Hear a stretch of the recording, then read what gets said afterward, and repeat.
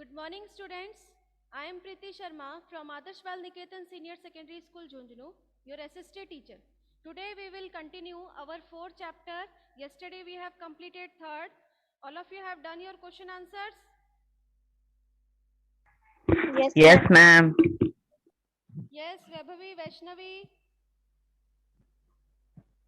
Yes, ma'am. you have done question number third chapter question answers? Yes, ma'am. Yes, ma'am. Very ma'am good. एक दो हाँ, ma'am एक दो बाकी है बाकी है तो आप उसको कंप्लीट कर लीजिएगा, ठीक है? अब आपको जो थर्ड चैप्टर है उसमें कन्वेंशनल और non conventional source of energy के जो एडवांटेजेस और डिसएडवांटेजेस दिए हुए हैं ना, पेज नंबर 28 पर, पेज नंबर 28 पर दिया हुआ है एक तो, और एक दिया हुआ है आपका पेज नंबर 31 पर, दिए हुए हैं ना? Yes, ma'am. तो इनको आपको नोटबुक में लिखना है, इनके एडवांटेजेस और डिसएडवांटेजेस जैसे बॉक्स बना के लिखा हुआ है एज इट इज आपको अपनी नोटबुक में भी करना है, ठीक है? कौन सा करना है मैडम? अभी मैंने बताया ना आपको पेज नंबर 21 पर, सॉरी 21 पर कहाँ गया, 28 और 31,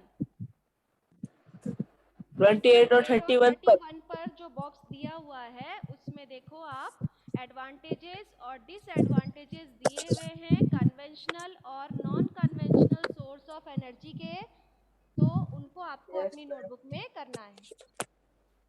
okay ma'am, understood? Okay ma'am. Ma'am फिर से बताओ तो पेज नंबर 28 और 31 देखो, पेज नंबर 28 पर ये देखो, ये दिया हुआ है ना बॉक्स, और ऐसा ही बना हुआ है पेज नंबर 31 पर। ये दोनों आपको नोटबुक में करना है, ठीक है? मैडम ये ऊपर वाला भी करना है या नेचुरल गैस ऑयल वाला? हाँ, सब करना है ये, ओके ये तीनों मैम। बनाने हैं। ठीक है? Okay, ma'am. So now take out chapter number 4 agriculture. Agriculture वाला चैप्टर पढ़ते हैं, फिर लास्ट में अपन थोड़ा सा रिवीजन भी करेंगे अपना फर्स्ट चैप्टर का ज्योग्राफी का, ठीक है? जिसका आपका टेस्ट है ना, उसके बारे में भी डिस्कस करेंगे। So our topic is agriculture. Gurpreet, Madho and Tina were walking through the village. Gurpreet, Madho और टीना किसी गांव से गुजर रहे थे। When they saw a farmer tilling land, वहां पर उन्होंने क्या देखा कि एक फार्मर टिलिंग लैंड, जमीन पर क्या कर रहा था, जमीन को खोद रहा था। The farmer told them that he was growing wheat and had just added manure to the soil, कि वो क्या कर रहा था कि वो जमीन को, उसकी जो मिट्टी है उससे ऊपर नीचे कर रहा था। तो फार्मर ने क्या बताया कि वो वहां पर क्या कर रहा है, जो वीट है उसकी खेती कर रहा है, गेहूं की खेती वो कर रहा है, जिसमें उसने कुछ मैन्योर ऐड किया। मैन्योर मीन्स खाद वगैरह जो होती है ना, वो मिलाई है किसमें, मिट्टी में, to make it more fertile. Soil में मैन्योर को क्यों ऐड किया गया है, ताकि सॉइल को फर्टाइल कर सके, है ना, जिससे क्रॉप्स जो है वो इजीली ग्रो हो सकेगा। He told the children that the wheat would fetch a good price in the mandi from where it would be taken to factories। कि उन्होंने क्या बताया, उस फार्मर ने बच्चों को ये बताया कि जो वीट है उसकी कीमत जो है वो मंडी में बहुत अच्छी चल रही है अभी, और उससे वो जो मंडी से उस वीट को कहाँ ले जाया जाएगा, फैक्ट्रीज में, और फैक्ट्रीज में उस वीट से क्या बनाए जाएंगे, ब्रेड और बिस्किट। जो उस गेहूं का जो आटा बनाया जाएगा और उस आटे से बिस्किट और ब्रेड बनाए जाएंगे। This transformation from a plant to a finished product involve 3 type of economic activities. कि एग्रीकल्चर के अंदर जो आपने अभी एक एग्जांपल देखा कि वीट जो है उसे फैक्ट्रीज तक ले जाया जाएगा, फैक्ट्री से फिर उसे वीट और फ्लोर उसका जो आटा बनाया जाएगा, आटे से फिर उसके बिस्किट बनाए जाएंगे, बिस्किट और ब्रेड बनाकर फिर उसे मार्केट तक लाया जाएगा। तो उस गेहूं से क्या बन गया, एक फिनिश्ड गुड बन गया, एक फिनिश्ड प्रोडक्ट बन के तैयार हो गया। तो ये जो एक्टिविटीज होती है, कहाँ से, प्लांटिंग से लेकर फिनिश्ड गुड तैयार होने तक, हम किसी भी अनाज को जो लगाया जाता है, जो किसान है जो खेती करता है, जो किसी भी अनाज को उगाता है, वहां से लेकर जो उससे प्रोडक्ट तैयार होता है वहां तक 3 एक्टिविटीज ऑकर होती है। ठीक है, इकोनॉमिकली 3 एक्टिविटीज होती हैं। कौन कौन सी? फर्स्ट होती है प्राइमरी,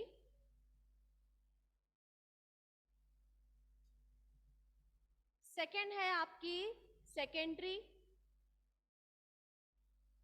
और जो थर्ड एक्टिविटी है वो कहलाती है आपकी टर्शरी। ठीक है, प्राइमरी, सेकेंडरी और टर्शरी, ये 3 एक्टिविटीज होती हैं। इकोनॉमिक एक्टिविटीज इनको कहा जाता है। प्राइमरी एक्टिविटीज क्या होता है कि include all those connected with extraction and production of natural sources, कि नेचुरल रिसोर्सेज का प्रोडक्शन से लेकर एक्सट्रैक्शन तक, मतलब किसी भी अनाज को कोई किसान जो है वो लगाता है, लगाने से लेकर उस अनाज को निकालने तक जो प्रोसेस होगी वो किस में आएगी? प्राइमरी एक्टिविटीज में। एग्रीकल्चर आता है इसके अंदर, फिशिंग आता है, gathering and are good examples. ये सब किसके एग्जाम्पल्स हैं? प्राइमरी एक्टिविटीज के। कौन कौन से हो गए आपके? एक तो हो गया आपका एग्रीकल्चर, सेकेंड है आपका फिशिंग, मछली पालन जिसे हम कहते हैं। ठीक है, फिशिंग जो है वो एंड गैदरिंग, है, गैदरिंग, यस, एंड गैदरिंग।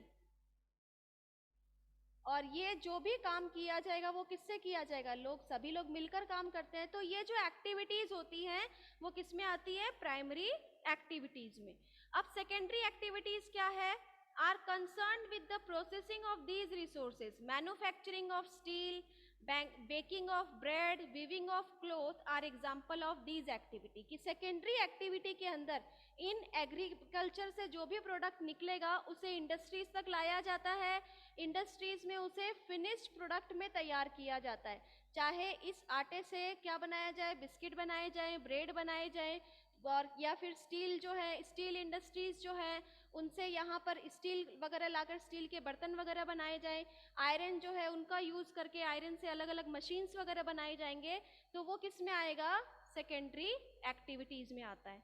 ठीक है, tertiary activities provide support to the primary and secondary sector through services। tertiary जो सेक्टर है, tertiary सेक्टर के अंदर क्या क्या चीजें आती है? प्राइमरी से सेकेंडरी तक लाना, सेकेंडरी से टर्शरी, यानी कि यहाँ जो भी फिनिश्ड प्रोडक्ट बन गया, जो भी चीजें यहाँ से यहाँ सप्लाई हो गई, और यहाँ पर जो फिनिश्ड प्रोडक्ट बना है उसे कहाँ ले जाया जाएगा? मार्केट तक ले जाया जाता है। मार्केट में तो ले जाके सेल करेंगे, तो मार्केट तक ले जाने का जो मीडियम है वो क्या है? ट्रांसपोर्ट है। ट्रांसपोर्ट के जरिए यहाँ से सेल किया जा सकता है। दूसरा, यहाँ किससे हम ले जा सकते हैं? ट्रेड, कोई व्यापार के जरिए से यहाँ से जो प्रोडक्ट है उसको हम ले जा सकते हैं। फिर उसके बाद में इसमें किसकी जरूरत पड़ेगी? कोई भी ट्रेड वगैरह करते हैं तो उसमें किसकी जरूरत पड़ती है? बैंकिंग की जरूरत होती है, इंश्योरेंस की जरूरत होती है, क्योंकि फाइनेंशियल हेल्प तो जरूरी है ना, तो इंश्योरेंस जो है उसकी जरूरत है। एंड एडवर्टाइजिंग, एडवर्टाइजिंग मीन्स किसी भी प्रोडक्ट का जो है एडवर्टाइजिंग करना जरूरी है। तो ये सब किस में आते हैं? आपके टर्शरी सेक्टर में। ठीक है, agriculture is a primary activity. सबसे जो मोस्ट इंपॉर्टेंट है वो ये है कि एग्रीकल्चर जो है वो क्या कहलाती है? हमारी प्राइमरी एक्टिविटी कहलाती है। इट इंक्लूड, इसमें क्या क्या चीजें आती हैं? ग्रोइंग क्रॉप्स को ग्रो करना, फ्रूट्स को ग्रो करना और वेजिटेबल्स ग्रो करना। ठीक है, flowering and rearing of live stock, ये जितने भी लिविंग बींग्स हैं सबके लिए जो खाने पीने की जो होती है वो सब सारी एक्टिविटीज कहाँ होती है? एग्रीकल्चर से। It is in the world 50% of persons are engaged in agriculture activity. कि पूरे वर्ल्ड में जो 50% लोग हैं वो किस में इन्वॉल्व हैं, कौन सा काम करते हैं, वो एग्रीकल्चर का काम करते हैं। 2/3 of India's population is still dependent on agriculture, और 2/3 इंडिया का पॉपुलेशन जो है उसमें से 2/3 पॉपुलेशन जो है वो आज भी क्या करता है, एग्रीकल्चर का काम करता है। और एग्रीकल्चर का काम नहीं करेंगे तो फिर हम लोगों तक अनाज कैसे पहुंचेगा। So favorable topography of soil and climate are vital for agricultural activity. Agriculture के लिए जो हमारा नेचर है, वहाँ की सॉइल कैसी है, क्लाइमेट कैसा है, ये सारी चीजें भी बहुत ज्यादा इम्पोर्टेंट है। The land on which the crops are grown is called arable land. जिस लैंड के ऊपर क्रॉप्स को ग्रो किया जाता है उस जमीन को हम क्या कहते हैं, एरेबल लैंड कहते हैं। In the map, you can see that agriculture activity is concentrated in those regions of the world where suitable factors for the growing crop exist. ये देखो नेक्स्ट पेज के ऊपर आपका ये मैप दिया गया है। इस मैप के अंदर जहाँ जहाँ ये ग्रीन डॉट्स बनाए गए हैं ये सब क्या है, यहाँ पर एग्रीकल्चर होते हैं। ठीक है, जहाँ जहाँ ये ग्रीन ग्रीन डॉट्स बनाए गए ना आपकी बुक में, ये सब क्या है, यहाँ पर एग्रीकल्चर होते हैं। ठीक है, एग्रीकल्चर का काम यहाँ किया जाता है। इसका मतलब यहाँ की जो सॉइल है और यहाँ का जो क्लाइमेट है वो सुटेबल है किसके लिए, एग्रीकल्चर के लिए। ठीक है, अब देखो ये जो एग्रीकल्चर है इसमें अलग अलग इसकी मीनिंग निकल कर आती है। जैसा कि देखो एग्री मीन्स, एग्रीकल्चर जो है वो सिर्फ अनाज से रिलेटेड नहीं हो सकता, बहुत सारी चीजें जो है वो इसमें तैयार की जाती है। कौन कौन सी चीजें हैं वो देख लेते हैं।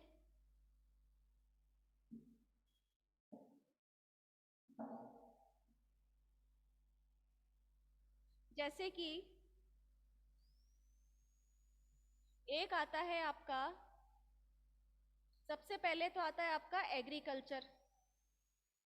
ठीक है, एग्रीकल्चर है तो एग्रीकल्चर मीन्स इसमें क्या होगा कि cultivation on the soil, raising crops and reading livestock is called farming, कि कोई भी फार्मिंग करना जिसमें अब क्रॉप्स वगैरह को ग्रो किया जाता है। ठीक है, दूसरा आता है आपका सेरीकल्चर, जो कि एग्रीकल्चर के ही ये सब पार्ट है। ये सब क्या है, सेरीकल्चर। इसमें तो आ गया आपका फार्मिंग का काम, crops growing.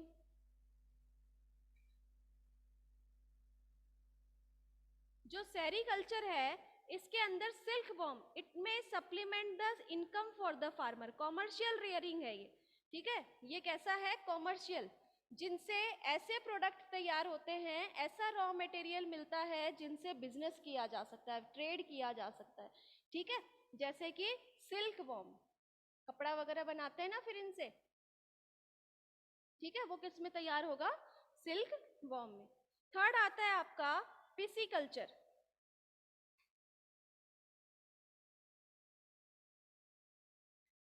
Pisciculture breeding of fish in specially constructed tank and ponds, जिसमें फिश मछली पालन का जो काम किया जाता है वो आता है किसमें, आपका पिसिकल्चर में।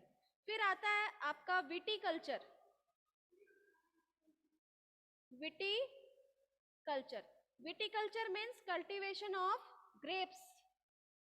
ग्रेप्स का जहाँ कल्टीवेशन होगा वो कहलाता है आपका विटीकल्चर। पिसिकल्चर मीन्स फिश वगैरह पालना, सेरीकल्चर मीन्स जहाँ पर सिल्क वॉर्म होंगे, एग्रीकल्चर मीन्स जहाँ क्रॉप्स ग्रो किया जाता है, ग्रेन अनाज वगैरह जहाँ ग्रो किया जाएगा। फिफ्थ आता है आपका हॉर्टिकल्चर। हॉर्टिकल्चर, हॉर्टिकल्चर जो है इसमें आता है आपका वेजिटेबल्स ग्रो करना। वेजिटेबल्स के साथ साथ आप इसको फ्लावर्स और फ्रूट्स वगैरह, ये सब किस में आते हैं, आपके हॉर्टिकल्चर में। तो देखो ये एग्रीकल्चर जो है, कल्चर जो है उसी के अलग अलग टाइप्स हैं। कौन कौन से, एग्रीकल्चर में आपके ग्रेन्स वगैरह ग्रो होंगे। फिर आपका सेरीकल्चर आता है जिसमें सिल्क वॉर्म का यूज किया जाता है। पिसीकल्चर जिसमें फिश जो है उनको रखा जाता है, विटीकल्चर में ग्रेप्स का कल्टीवेशन होता है, और हॉर्टिकल्चर में वेजिटेबल्स, फ्रूट्स एंड फ्लावर्स का कल्टीवेशन किया जाता है, ग्रो किया जाता है फॉर द कॉमर्शियल पर्पस। ठीक है, कॉमर्शियल पर्पस के लिए जिनको यूज किया जाता है। वैसे तो जितनी भी चीजें जो क्रॉप्स वगैरह जो ग्रो की जाती है वो सारी चीजें किसके लिए होती है? कॉमर्शियल यूज के लिए, है ना। नेक्स्ट आता है आपका farm system. Agriculture on farming can be looked at as a system. The important inputs are, इसमें जो एग्रीकल्चर होता है उसमें क्या क्या होते हैं? अलग अलग प्रोडक्ट तैयार किए जाते हैं। इसमें फार्मर्स जो है वो किसी भी लैंड के ऊपर क्या क्या चीजें इनपुट करेगा? सबसे पहले इनपुट करता है वो सीड्स। ठीक है, फार्मिंग के लिए सबसे पहले इनपुट क्या किया जाएगा? सीड्स इनपुट किए जाते हैं।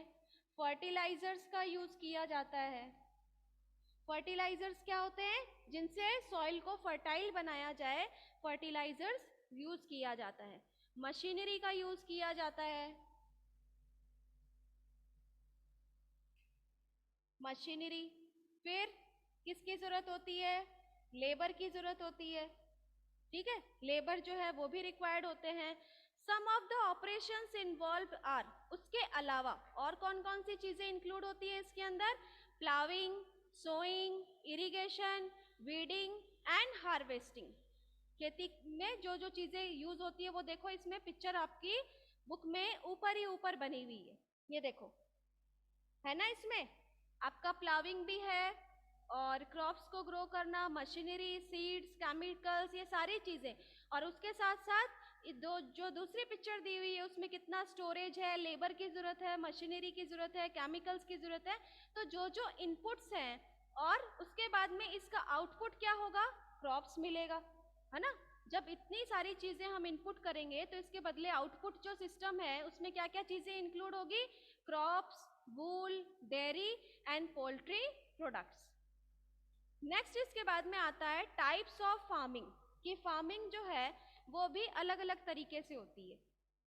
तो types of farming is practised in various ways across the world depending upon the geographical condition. ये जैसा जहाँ का क्लाइमेट होगा उसी के अकॉर्डिंग फार्मिंग जो है वो की जाती है। जहाँ का जैसा क्लाइमेट होगा, जैसी लैंड सॉइल होगी, उसी के अकॉर्डिंग जो है वो एग्रीकल्चर का प्रोसेस किया जाता है। डिमांड ऑफ प्रोड्यूस, प्रोडक्शन का कितना डिमांड है, किस चीज़ की कितनी डिमांड है मार्केट में, लेबर कितनी रिक्वायर्ड है, लेवल ऑफ टेक्नोलॉजी कितना है, लोग कितने इलिटरेट हैं, कितने लिटरेट हैं। Farming can be classified into two main types. Farming जो है उसको टू टाइप्स में डिवाइड किया गया है। कौन कौन से? Subsistence and commercial farming.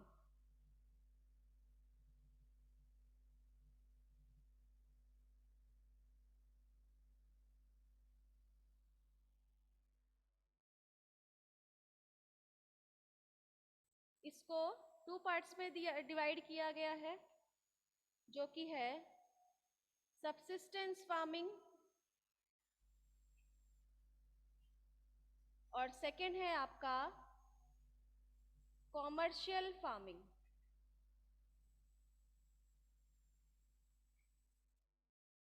ठीक है, फार्मिंग जो है इसे टू टाइप्स में डिवाइड किया गया है, subsistence farming and commercial farming.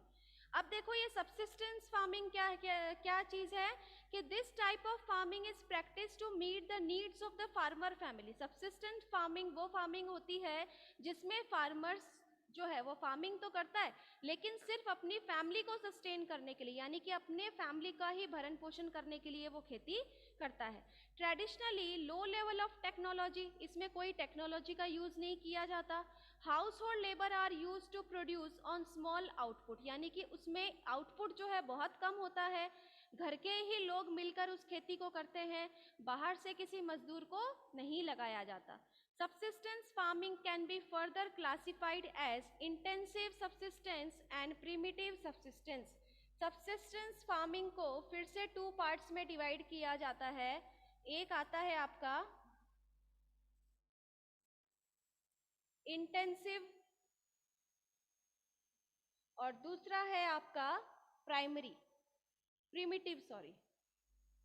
Second जो है वो है प्रिमिटिव। ठीक है, इंटेंसिव सबसिस्टेंस फार्मिंग और primitive subsistence farming. Subsistence farming को 2 पार्ट्स में डिवाइड किया गया है।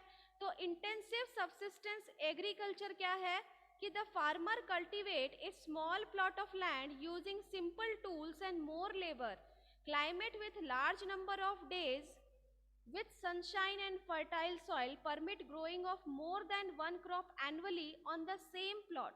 Rice is the main crop. Other crops include wheat, maize, pulses and oilseed. Intensive subsistence agriculture is prevalent in the thickly populated areas of the monsoon regions of Southeast and Southeast Asia. ये जो intensive farming है इसको small plot of land पे किया जाता है। Tools जो है वो कम यूज किए जाते हैं, लेबर यूज किया जाता है, large number of people include किए जाते हैं। इसमें more than one crop grow किया जाता है, more than one crop grow किया जाता है एनुअली। ये नहीं है कि एक ही बार में यहाँ राइस भी लगा दिया, वीट भी लगा दिया, चने भी लगा दिए, ये सब नहीं। एनुअली वन क्रॉप से ज्यादा क्रॉप ग्रो किए जाते हैं। पहले जैसे इसके अंदर राइस का कल्टीवेशन हो गया, उसके बाद में इसमें वीट वगैरह यूज किए जाते हैं, अदर ग्रेन्स वगैरह इसमें लगाए जाते हैं। तो इसी सेम प्लॉट ऑफ लैंड पर more than one crop grow करना, ज्यादा से ज्यादा लेबर का यूज करना, प्रोडक्शन भी अच्छा होना, टूल्स का भी कम यूज करना, वो कहलाता है आपका इंटेंसिव सबसिस्टेंस फार्मिंग कहलाता है। ठीक है, नेक्स्ट आता है आपका primitive subsistence agriculture, include shifting cultivation and nomadic herding. यानी कि प्रिमिटिव सबसिस्टेंस एग्रीकल्चर जो है इसमें आपका आता है, इसमें कौन कौन सी चीजें आती है? शिफ्टिंग कल्टीवेशन आता है। शिफ्टिंग कल्टीवेशन क्या होता है? शिफ्टिंग कल्टीवेशन या हर्डिंग जो है, नोमाडिक हर्डिंग जो है वो कैसे कल्टीवेट करते हैं? Suppose A small plot of land पर यहाँ एग्रीकल्चर किया उन्होंने, एग्रीकल्चर करने के बाद में जो भी अनाज वगैरह निकलेगा उसे ले लिया, यहाँ पर जो भी चीजें बच गई उन सबको क्या करते हैं, यहाँ जला दिया जाता है। जलाने के बाद उसके जो ऐश होते हैं, ऐश मीन्स जो राख होती है, उससे यहाँ की सॉइल क्या होती है, फर्टाइल होती है। इतने दिन वो क्या करेंगे, किसी दूसरी जगह पर वो जाकर खेती करने लगते हैं। जब तक कि ये सॉइल यहाँ फर्टाइल होगी तब तक उनका कल्टीवेशन का काम कहाँ चलता है, दूसरे प्लॉट ऑफ लैंड पर। यहाँ पर भी वो वही प्रोसेस अपनाएंगे, यहाँ पर जो भी कल्टीवेशन किया, क्रॉप्स को ग्रो किया, फिर वो अनाज निकालने के बाद में यहाँ जो भी चीजें बचेंगी उनको क्या करेंगे, वो जला देंगे। जलाकर फिर वो वापस कहाँ आ जाएंगे, इसी प्लॉट ऑफ लैंड के ऊपर। ठीक है, तो इस तरीके की जो कल्टीवेशन है वो कहलाती है shifting cultivation. Shifting cultivation is practiced in the thickly forested areas of Amazon basin, tropical Africa, parts of Southeast Asia and Northeast India। कि ये जो शिफ्टिंग कल्टीवेशन है ये मोस्टली ऐसी जगह पर होती है जहाँ बहुत ज़्यादा घने जंगल होते हैं। उन जंगलों को काट कर ज़मीन का हिस्सा जो है वो निकाला जाता है जहाँ पर खेती की जाती है। These are the areas of heavy rainfall। ये वो एरियाज हैं जहाँ बहुत ज़्यादा हैवी रेनफॉल होते हैं and quick regeneration of vegetation. और हैवी रेनफॉल होने के कारण यहाँ पर कोई भी क्रॉप्स जो ग्रो किया जाता है वो जल्दी ही क्या होता है, रीजनरेट होता है, यानी कि जल्दी जल्दी ग्रो होते हैं। A plot of land is cleared by felling the trees and burning them. Plot of land को खाली किया जाता है, पहले जंगल को जो है वो काटा जाता है, लकड़ियाँ सारी काट कर क्या कर दी जाती है, जला दी जाती है। The ashes are then mixed with the soil। फिर वो राख क्या होगी, सॉइल के साथ मिक्स हो जाएगी। एंड क्रॉप्स, कौन कौन से क्रॉप्स जो हैं वो वहाँ ग्रो किए जाते हैं, maize, yam, potatoes, cassava are grown. After the soil loses is fertility यानी कि जैसे ही वहाँ एक क्रॉप ग्रो हो गया इसका मतलब सॉइल क्या हो गई, उसकी फर्टिलिटी खत्म हो गई। The land is abandoned and cultivated moves to a new plot. उस जमीन को छोड़कर वो कहाँ चले जाएंगे, दूसरी जमीन के ऊपर। Shifting cultivation is known as slash and burn agriculture. इस शिफ्टिंग एग्रीकल्चर को स्लैश एंड बर्न एग्रीकल्चर भी कहा जाता है। ठीक है, ये जो शिफ्टिंग कल्टीवेशन है इसको स्लैश एंड बर्न एग्रीकल्चर भी कहा जाता है। सो नेक्स्ट आता है आपका नोमाडिक हर्डिंग। ये इस प्रिमिटिव के ही है। पहला था आपका शिफ्टिंग कल्टीवेशन, दूसरा है आपका इसमें नोमाडिक हर्डिंग। ये जो नोमाडिक हर्डिंग है is practice in the semi arid and arid regions of Sahara, central Asia and some parts of India like Rajasthan and Jammu Kashmir. यानी कि ये कैसे रीजन्स में ग्रो किए जाते हैं? ड्राई रीजन्स में, और राजस्थान और जम्मू कश्मीर में। In this type of farming herdsmen move from place to place with their animals for fodder and water along defined routes. ज़्यादातर आप लोग देखते होंगे जो ये चरवाहे होते हैं, जो गाय बकरियां वगैरह जो चराते हैं, जो एनिमल्स को अपने लेकर जाते हैं दूर दूर तक कुछ खिलाने के लिए, पानी वगैरह के लिए, तो उनका एक अपना डिफाइंड रूट्स होता है, उन्हें पता होता है कि हमें कहाँ जाना है। This type of movement arises in response to climate constant and terrain. Sheep, camel, yak and goats are most commonly reared. Mostly किनको रियर्ड कराया जाता है, किनको चराने के लिए लेकर जाया जाता है? Sheep, camel, yak and goats. They provided, उनसे क्या मिलता है? Milk, meat, wool, hides and other product to the herders and their families. Herders को उनसे क्या मिलेगा? मिल्क, मीट, वूल, हाइड्स, ये सारी चीज़ें जो उनकी और उनके फैमिली, जो हर्डर्स होते हैं, उनको और उनके फैमिली को चलाने के लिए सबसे ज़्यादा सपोर्टिव प्रोडक्ट होते हैं। ठीक है, तो ये तो हो गए आपके नोमाडिक हर्डिंग। अब नेक्स्ट हम फर्स्ट चैप्टर देख लेते हैं। ये चैप्टर आपको यहीं तक ही रीड करना है, आगे का चैप्टर जो है वो हम नेक्स्ट क्लास में पढ़ेंगे। ठीक है, अब आप अपना फर्स्ट चैप्टर निकाल लीजिए। फर्स्ट चैप्टर के अंदर आपके जितने भी क्वेश्चंस होंगे वो ऑब्जेक्टिव टाइप आएंगे, 10 क्वेश्चंस होंगे। ठीक है, जैसा कि आप अभी तक ऑब्जेक्टिव क्वेश्चंस का टेस्ट देते आए हो वैसे ही होना है। उसमें आपको अपना नाम एंटर करना है। ऐसा नहीं है कि कोई भी उसमें ABCD लिख देगा, कोई नंबर डाल देगा, ऐसा कुछ भी नहीं। ऐसा कोई करेगा तो उसको एब्सेंट ही शो किया जाएगा। आपको उसमें अपना नाम एंटर करना है। ठीक है ना? आपके नाम लिखने से ही पता चलेगा कि आपने सबमिट किया है। जो फर्स्ट चैप्टर है इसमें अब किस तरीके के क्वेश्चंस जो है वो आ सकते हैं, वो एक दो क्वेश्चन के एग्जांपल जो है वो मैं आपको बता देती हूँ।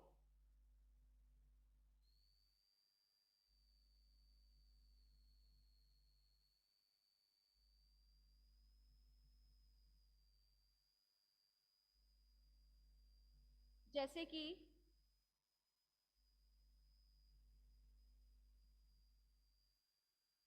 आपका एक क्वेश्चन है,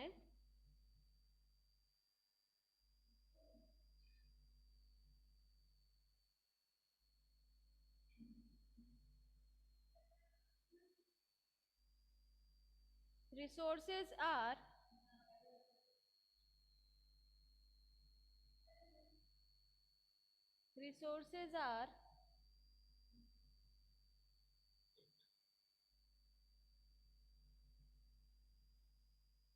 distributed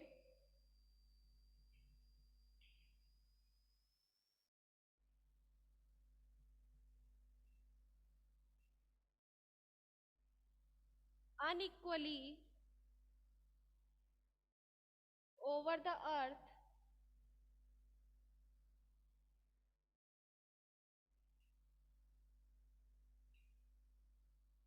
because of, कि अर्थ के ऊपर जो रिसोर्सेज हैं वो अनइक्वली डिस्ट्रीब्यूटेड है। ठीक है, उसके पीछे रीजन क्या है? तो आपका ऑप्शन हो सकता है the different natural condition,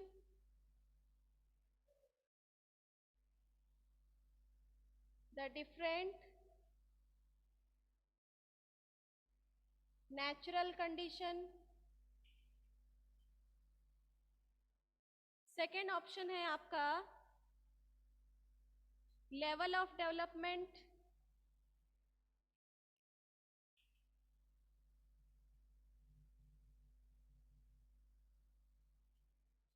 third option है टेक्नोलॉजिकल लेवल्स।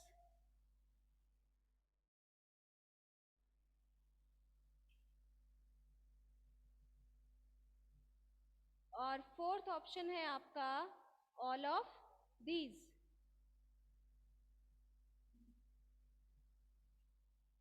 तो क्या आंसर होगा इसका कि जो रिसोर्सेज हैं वो अर्थ के ऊपर अनइक्वली डिस्ट्रीब्यूटेड है। ये कहीं पर ज्यादा है, कहीं पर कम मिलता है हमें रिसोर्सेज। तो इसके पीछे रीजन क्या है? क्या होगा इसका आंसर?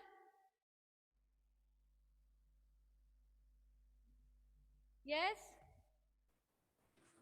क्या होगा इसका All of answer? these. All of these. All of these. No. Ma'am first वाला। Yes, the different natural condition, कि सभी जगह हमें मिनरल्स जो हैं वो अलग अलग क्यों मिलते हैं? क्योंकि जो नेचुरल कंडीशंस है वो अलग है, क्लाइमेटिक कंडीशंस जो है वो अलग अलग है, जिसके कारण हमें रिसोर्सेज जो है वो अनइक्वली डिस्ट्रीब्यूटेड है हमारे अर्थ के ऊपर। तो फर्स्ट क्वेश्चन जो है वो, फर्स्ट ऑप्शन जो है वो आपका सही है। ठीक है, तो इस तरीके के जो क्वेश्चंस हैं वो आपके एग्जाम में आएंगे। आपका कौन सा क्वेश्चन राइट है उस पर आपको टिक करना है, और फिर उसके बाद में आपको अपना पेपर जो है वो सबमिट करना है लास्ट में। ठीक है, और किसी को कुछ पूछना है फर्स्ट चैप्टर से रिलेटेड?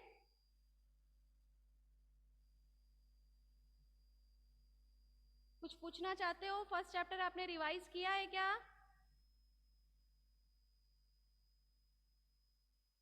पढ़ा नहीं है मुझे लगता है अभी किसी ने। तो अच्छे से इसको पढ़ना, जो नहीं समझ में आए पूछ लेना और अच्छे से तैयारी करो। Okay students?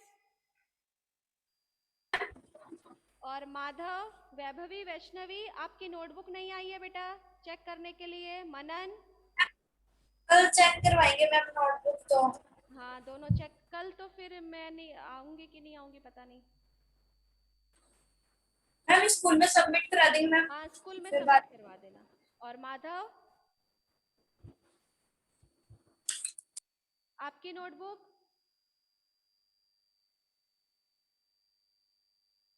यस माधव, बोल क्यों नहीं रहे हो बेटा?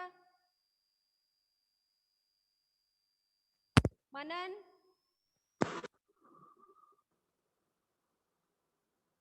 आप लोगों को अपनी नोटबुक सबमिट करनी है स्कूल में? Yes, ma'am.